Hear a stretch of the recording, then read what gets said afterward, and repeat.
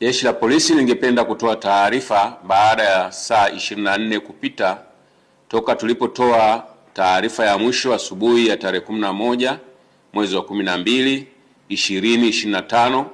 juu ya hali ya usalama nchini. Tungependa kuwajulisha kuwa kwa ushirikiano na vyombo vingine vya ulinzi na usalama pamoja na nyinyi wananchi na wadau wengine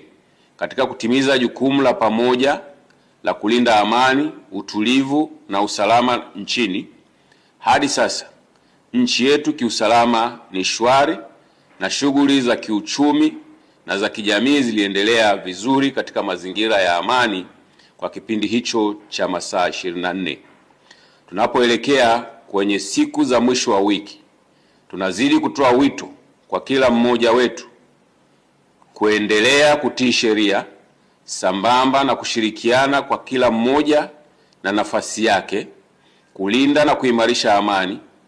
kwani kila mmoja wetu anaihitaji katika maisha na katika shughuli zetu za kila siku. Jeshi la Polisi kwa kushirikiana na vyombo vingine vya ulinzi na usalama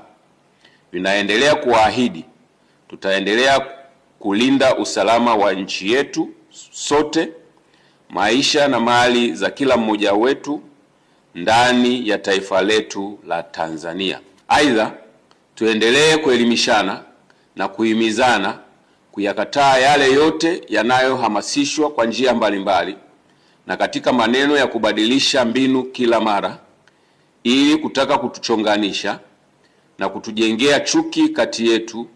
lengo lao likiwa ni kutuingiza katika vurugu ambazo matokeo yake sio mazuri